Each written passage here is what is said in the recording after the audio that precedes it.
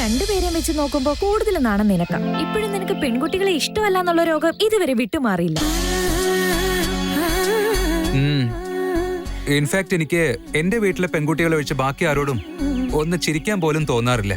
അതൊക്കെ ശരി. അന്ന് എന്നെ പെണ്ണ് കാണാൻ വന്ന സമയത്ത് നീ എന്നോട് ഒരുപാട് ദേഷ്യപ്പെട്ടില്ലേ? എന്തിനായിരുന്നു? അസൂയായിരുന്നോ? ഇപ്പൊ അതൊക്കെ തമാശയായിട്ട് എടുക്കാം. പക്ഷെ അന്നുണ്ടല്ലോ ഹെവി ടെൻഷനായിരുന്നു. അല്ല, അവൻ ഏതോ ഒരുത്തൻ അവൻ എന്തിനാ നിന്നെ പെണ്ണ് കാണാൻ വരുന്നേ? വന്നത് മാത്രമല്ല, അവൻ എന്റെ അടുത്താ നിന്റെ വീട്ടിലേക്കുള്ള വഴിയും ചോദിച്ചത്. ഞാനതെങ്ങനെ സഹിക്കുന്നു പറ?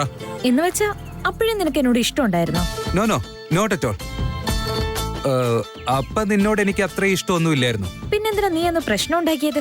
പ്രോബബ്ലി ഇഷ്ടം തുടങ്ങിയിട്ടുണ്ടായിരിക്കും. പക്ഷെ എനിക്ക് എപ്പോഴും ലവ് എന്നൊരു ക്ലൂ പോലും കിട്ടിയിട്ടുണ്ടായിരുന്നില്ല. അത് മാത്രമല്ല, ഞാൻ വളരെ പോസസീവായിട്ടാണ് എല്ലാം പെരുമാറിയത്. അന്ന് നിനക്ക് ആ സമയത്ത് എന്തൊക്കെയാ ചെയ്യുന്നേന്ന് തോന്നിയില്ലേ? 100% അത് മാത്രമേ തോന്നിയിട്ടുള്ളൂ. ഞാൻ അങ്ങനെ ഈ സിനിമയൊന്നും കാണാറില്ല. എന്റെ ഫ്രണ്ട്സിനാണെങ്കിൽ ലവിനെ പറ്റി ഒന്നും അറിയില്ല. സോ അതുകൊണ്ട് തന്നെ ഞാനിത് 100% ലവ് ആകില്ല എന്ന് തന്നെ ഉറപ്പിച്ചു.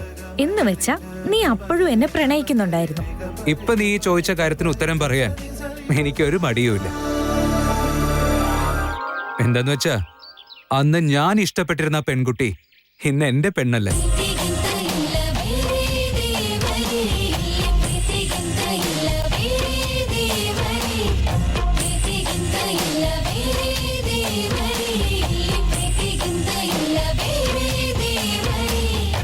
എന്തു പറ്റി? ഒരു മിനിറ്റ്, ഞാനിപ്പോ വരാം. അമൂല്യ, ധോണിയുടെ ബാറ്റിംഗ് സ്പീഡിനെക്കാളും ഇവളുടെ മൂഡ് സ്വിംഗ് സ്പീഡ് അതിലും കൂടുതലാ.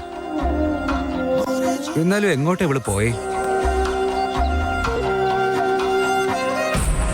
നിങ്ങള് വേദാന്ത് മേനോനല്ലേ?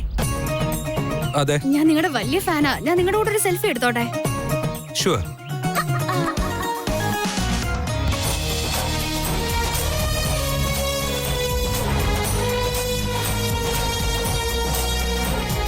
എന്റെ അമ്മു അത്രത്തോളം പൊസസീവ് അല്ലാത്തൊരു പെൺകുട്ടിയാണെന്ന് എനിക്ക് ഇന്നലെ തോന്നി.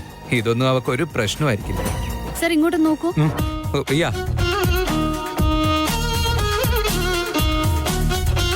സർ, ഞാനിത് ഇൻസ്റ്റഗ്രാമിൽ പോസ്റ്റ് ചെയ്താ എന്റെ അക്കൗണ്ടിന് ഒരുപാട് ലൈക്ക് കിട്ടും. സർ, ഒരു സെൽഫി കൂടെ എടുത്തോട്ടെ? ഷുവർ.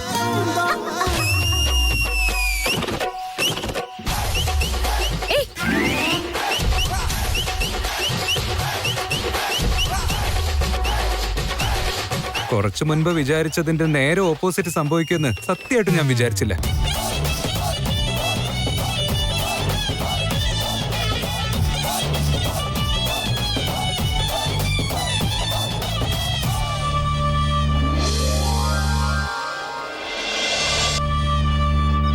എന്താടി നീ ചെയ്യുന്നേ? പാർക്കിൽ ഒറ്റയ്ക്ക് ഒരു പയ്യൻ നിൽക്കുന്ന സമയത്ത് അഡ്വാൻറ്റേജ് എടുക്കാൻ നോക്കുന്നോ? ഇവന് ചോദിക്കാനും പറയാനും ആരുമില്ലെന്ന് വിചാരിച്ചോ നീ? നിനക്ക് ഞാൻ ആരാണെന്ന് അറിയില്ല. അമൂല്യ, ജസ്റ്റ് സ്റ്റോപ്പ് ഇറ്റ്. എന്താ പറ്റിയ? നീ എന്താ ഈ കാണിക്കുന്നേ? എടാ ചോക്ലേറ്റ് ഹീറോ, നീ സൈലന്റ് ആയിട്ട് അവിടെ നിന്നാ മതി. ഇന്ന് ഇവളുടെ കാര്യത്തിൽ തീരുമാനാവും. ആരടി നീ? നീ ആരെന്നാ നിന്റെ വിചാരം? ഇവന്റെ കയ്യിൽ കയറി പിടിച്ചിട്ട് വലിയ പോസൊക്കെ ചെയ്യുന്നുണ്ടായിരുന്നല്ലോ. സെൽഫി വേണോ നിനക്ക്? ഹലോ, വായി തോന്നിയ പോലെ ഒന്നും സംസാരിക്കണ്ട. ഇതൊക്കെ ചോദിക്കാൻ നിങ്ങൾ ആരാ? ഞാൻ ആരാണെന്നോ? ഞാൻ ആരാണെന്ന് എന്നോട് ചോദിക്കുന്നോ നീ? നീ റൗഡി ബേബി ആരാണെന്ന് നാട്ടിൽ ആരോട് ചോദിച്ചാലും അറിയാൻ പറ്റും. എന്നിട്ടും നിനക്ക് എപ്പോഴും അറിയില്ലേ? നിന്നെ മാത്രം ഞാൻ വെറുതെ വിടില്ല മോളെ.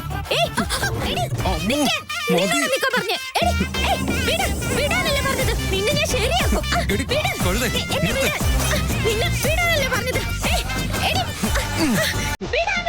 എന്താ അമ്മ കളിക്കുന്നത്? എന്താ പറ്റിയത് അമൂല്യ? സമാധാനമായിട്ട് നിൽക്കുന്നുണ്ടോ?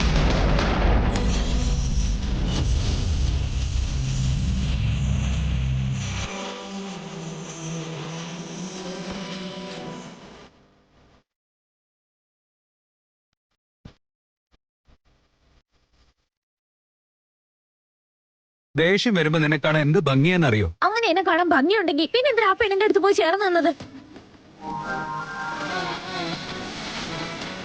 അതൊക്കെ ശരി. നീ സഡൻ ആയിട്ട് എങ്ങോട്ടാ പോയേ? അവിടെ നല്ലൊരു പൂ നിൽക്കുന്ന കണ്ടു, അത് പോയി പറിച്ചോണ്ട് വരാൻ വേണ്ടി പോയതാ ഞാൻ. പൂ പറിക്കാൻ തുടങ്ങിയപ്പോഴേക്കും അവള് നിന്റെ അടുത്ത് വന്ന് നിൽക്കുന്ന കണ്ട് ഞാനത് അവിടെ ഇട്ടിട്ട് പോന്നു. എന്റെ പെൺകുട്ടി അത്രയും ജലസ് ടൈപ്പ് അല്ലാന്നാ വിചാരിച്ചത്. കുറച്ചു നേരം കൂടെ കഴിഞ്ഞ നീ ആ പെണ്ണിനെ കൊന്നു തിന്നനെ. എപ്പോഴും വെറുതെ റൗഡി ബേബി എന്ന് പറഞ്ഞു നടന്നിട്ട് കാര്യമുണ്ടോ? ഇന്നത് പ്രൂവ് ചെയ്യാൻ വേണ്ടി ഞാൻ തുടങ്ങിയത്, പക്ഷെ നീ സമ്മതിച്ചില്ല. നീ എന്ത് ചെയ്തേനെ? അവളെ അടിക്കായിരുന്നു. നല്ല ചോദ്യം. തുണി അലക്കുന്നത് പോലെ അലക്കി അലക്കി ഇടിച്ച് പിഴിഞ്ഞ് ചമ്മന്തി ഉണ്ടാക്കുന്ന പോലെ അരച്ചെടുത്ത് കളഞ്ഞേനെ. അമൂല്യ എന്ന് വെച്ചാൽ എന്താ തമാശയാണോ? നിനക്ക് എന്നെ കുറിച്ച് നന്നായിട്ട് അറിയില്ലേ? നീയും നിന്റെ ഒരു റൗഡിസവും അതിന്റെ എക്സാമ്പിൾസും.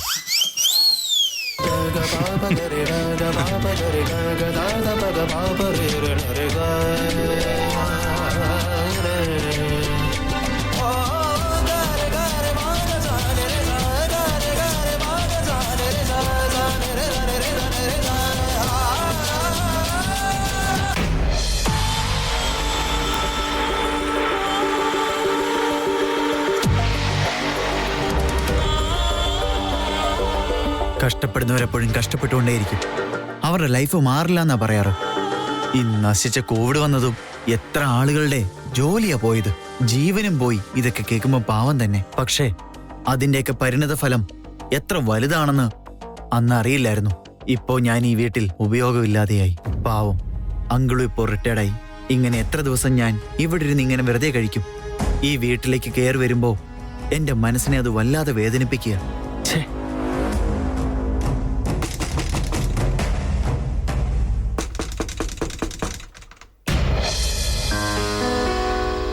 വാ. എന്റെ മൂഡ് ശരിയല്ല. നീ എന്തെങ്കിലുമൊക്കെ പറഞ്ഞാ ഞാനും വല്ലതൊക്കെ തിരിച്ചു പറയും. എന്നിട്ട് നീ വിഷമിച്ചിരിക്കുന്നത് എനിക്ക് കാണാൻ പറ്റില്ല. ഇത്രയും ദിവസം നിങ്ങൾ എന്തൊക്കെ സംസാരിച്ചിട്ടും എനിക്ക് വിഷമമായിട്ടില്ല. ഇന്ന് നിങ്ങൾ എന്നെ ആ ഇഡിയറ്റിൽ നിന്ന് സേവ് ചെയ്തോ അന്ന് എനിക്ക് മനസ്സിലായി നിങ്ങൾ നല്ലവനാന്ന്. ഞാൻ എന്താണെന്ന് എനിക്ക് തന്നെ മനസ്സിലാവുന്നില്ല. എന്നെ കൊണ്ട് ആർക്കും ഒരു ഹെൽപ്പും ഇല്ല. എന്റെ വീട്ടുകാർക്ക് തന്നെ വേണ്ടാത്തവനാ ഞാൻ. എനിക്ക് എന്നോട് തന്നെ വെറുപ്പ് തോന്നുക. ഇപ്പൊ നിങ്ങളുള്ളത് ഈ വീട്ടിലാ. ഇത് നിങ്ങളുടെ വീടാ. ഇവിടെ ആരും നിങ്ങളെ ഇറക്കി വിടാൻ പോകുന്നില്ല. ഇവിടെ എല്ലാവർക്കും നിങ്ങളെ വളരെ ഇഷ്ടമാണ്. വെറുതെ ആവശ്യമില്ലാത്ത ഒന്നും ആലോചിച്ച് നടക്കണ്ട. ശരി, വന്ന കാര്യം പറ. നിങ്ങളുടെ മൂഡ് ശരിയല്ലെന്ന് എനിക്കറിയാം. അതുകൊണ്ട് കഥയൊന്നും പറയുന്നില്ല. ഇതെടുത്തോളൂ. എന്താ ഇത്? നിങ്ങൾക്ക് ആവശ്യമുള്ളത് തന്നെയാ.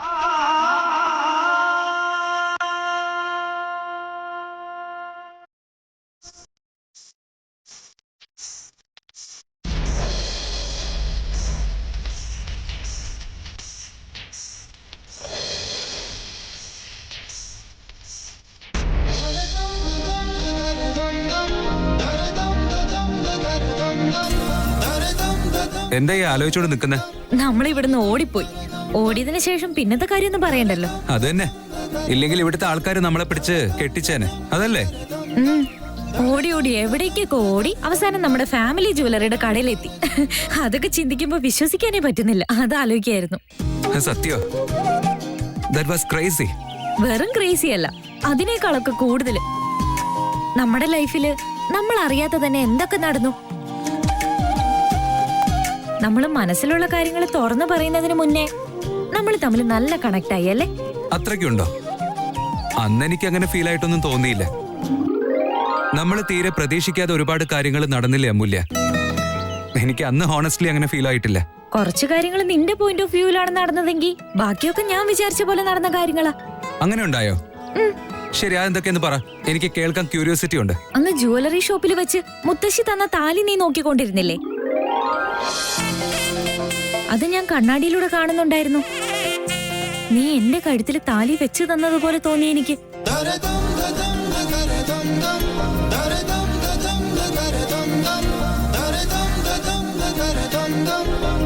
ഞാനും ആ കാര്യം തന്നെ ആലോചിച്ചത്. നീ അന്ന് തന്നെ ആ താലി എനിക്ക് കെട്ടിയിരുന്നെങ്കിലെന്ന്. ഞാൻ ഈ ആംഗിളിൽ ചിന്തിച്ചിട്ടേ ഇല്ല. ഒരുപക്ഷെ ഞാൻ അന്ന് തന്നെ നിന്നെ താലി കെട്ടിയിരുന്നെങ്കിൽ എന്താവുമായിരുന്നു? എന്തായേനെ? വേറെന്താവാന്? നമ്മുടെ കല്യാണം ആവായിരുന്നു. ഇങ്ങനെ ലവ് ചെയ്യേണ്ട ആവശ്യമില്ലായിരുന്നു. ദിവസവും വഴക്കിടുമായിരുന്നു. വഴക്കിട്ടോണ്ടേ ഇരിക്കുമായിരുന്നു. ഡെസ്റ്റിനി എന്ന് പറയുന്ന അത് തന്നെയല്ലേ?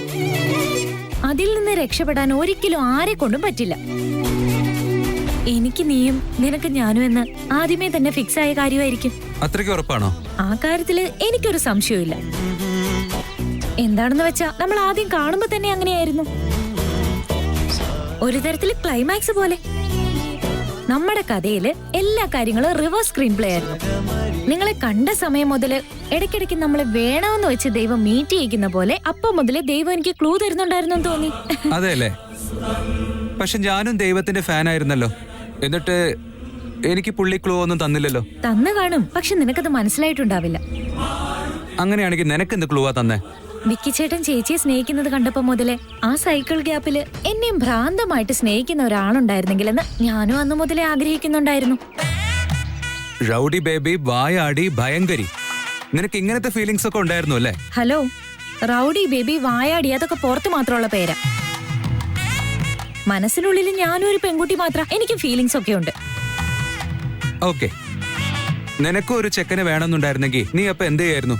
അമ്പലത്തിൽ പോയി ദൈവമേ എനിക്ക് വേണ്ടി ജനിച്ച ആ പയ്യനെ എനിക്കൊന്ന് നേരിട്ട് കാണിച്ചു തരണേന്ന് പ്രാർത്ഥിക്കുന്ന സമയത്ത് കണ്ണു തുറന്ന് നോക്കുമ്പോ കാണുന്നത് നിന്നെയായിരിക്കും. ഒരു പ്രാവശ്യമല്ല, നമ്മളറിയാതെ 4-5 പ്രാവശ്യം അമ്പലത്തിൽ വെച്ച് നമ്മൾ കണ്ടു. 2 പ്രാവശ്യം അമ്പലത്തിൽ വെച്ച് എന്റെ ചെക്കൻ ആരാണെന്ന് ചോദിച്ചപ്പോ ഞാൻ കണ്ടത് നിന്നെ തന്നെയാ. അപ്പൊ അമ്പലത്തിലെ ആ പൂജാ ദിവസം നീ തല ചുറ്റി വീണത് എന്നെ കണ്ടിട്ടാണോ? 200% അതുകൊണ്ട് തന്നെ. എന്റെ ചെക്കൻ നീയാണെന്ന് വിചാരിച്ചപ്പോ കോമ സ്റ്റേജിലേക്ക് ഞാൻ പോയത്. എന്നിട്ട് നീ ഇന്നിപ്പോ അയാളെ തന്നെ ലവ് ചെയ്യുന്നു അല്ലേ? എന്തൊരു വിചിത്രമായ കാര്യം. അതിനെ തന്നെയാ ഡെസ്റ്റിനി എന്ന് പറയുന്നത്. ചേട്ടൻ നിന്റെ കമ്പനി തന്നെ എനിക്ക് ജോലി വാങ്ങി തന്നു. പവിയുടെ ലവ് സ്റ്റോറിയുടെ സമയത്താണ് നമ്മൾ കണക്ട് ആയത്. പറയാനാണെങ്കിൽ ഒരുപാടുണ്ട്. പക്ഷെ അങ്ങനെയൊക്കെ നടന്നിട്ടും നമ്മുടെ മനസ്സിൽ വേറൊന്നും തോന്നിയേ ഇല്ല അല്ലേ? ദൈവത്തിനാണേ ഇല്ല. എന്താണ് കാരണം എന്ന് വെച്ചാ നമ്മൾ നമ്മുടെ മനസ്സിലുള്ള വാതിൽ തുറന്നിട്ടില്ലായിരുന്നു. ഇപ്പൊ ക്ലിയർ ആയില്ലേ? വെറും ക്ലിയർ അല്ല, ക്രിസ്റ്റൽ ക്ലിയർ ആയിട്ടുണ്ട്.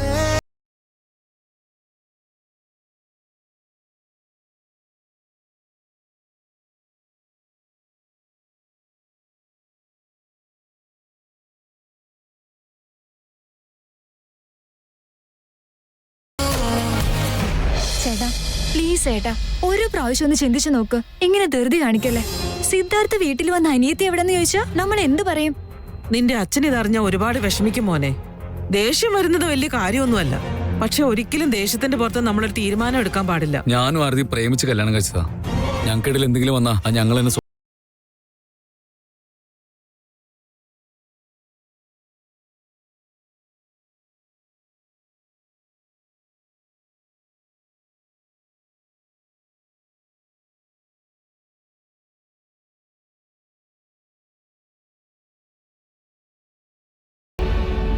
ഞാൻ പുറത്തുണ്ടാവും.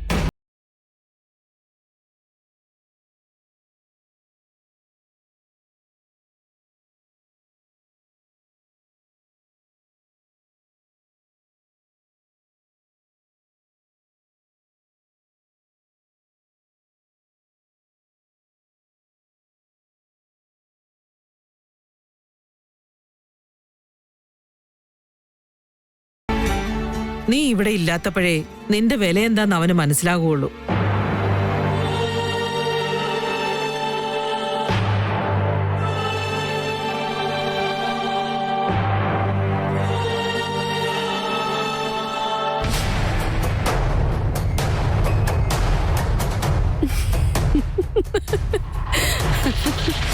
ഒരു പ്രാവശ്യം നീ ഈ വീട്ടിൽ നിന്ന് പുറത്തേക്ക് പോയി കഴിഞ്ഞ പിന്നെ നിന്നെ തിരിച്ചു കൊണ്ടുവരാൻ പറ്റില്ല ആരതി. അവസാനം ഞാൻ എന്താണോ ആഗ്രഹിച്ചത് അത് തന്നെയാണ് നടക്കുന്നത്. Bye Aarathi, happy journey.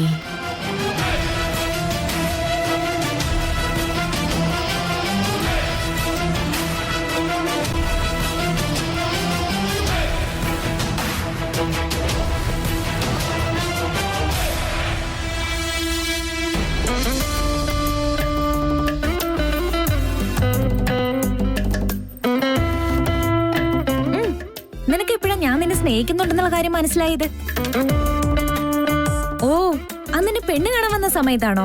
അന്നൊന്നും എനിക്ക് നിന്നോട് ലവ് ആണെന്നുള്ള കാര്യം കൺഫേമേ അല്ലായിരുന്നു.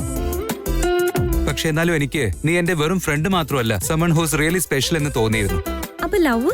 ഞാനൊരു പെൺകുട്ടിയെ സ്നേഹിച്ച് കല്യാണം കഴിക്കുമെന്നും സ്വപ്നത്തിൽ പോലും വിചാരിച്ചിട്ടില്ല. പക്ഷെ അന്ന് എന്റെയും സാഹിത്യയുടെയും കല്യാണം ഓൾമോസ്റ്റ് ഫിക്സ് ആയിരുന്നില്ലേ? അന്ന് എനിക്ക് ഏകദേശം ഉറപ്പായി എന്റെ ലൈഫ് പാർട്ട്ണർ ആവേണ്ടത് അവളല്ല, നീയാണെന്ന്. ആ വെള്ളപ്പച്ചയുടെ കാര്യം പോലും പറയണ്ട. അവളുടെ കാര്യം പറയുമ്പോഴേക്കും എനിക്ക് നല്ല ദേഷ്യം വരും. It's okay, calm down. നിനക്ക് എപ്പോഴാ തോന്നിയത്? എന്ത് തോന്നി? എന്നോട് ഇഷ്ടം തോന്നി എപ്പോഴാന്ന്? വണ്ടി നിർത്ത്. വാട്ട്? വണ്ടി നിർത്താനാ പറഞ്ഞേ. ഓക്കെ.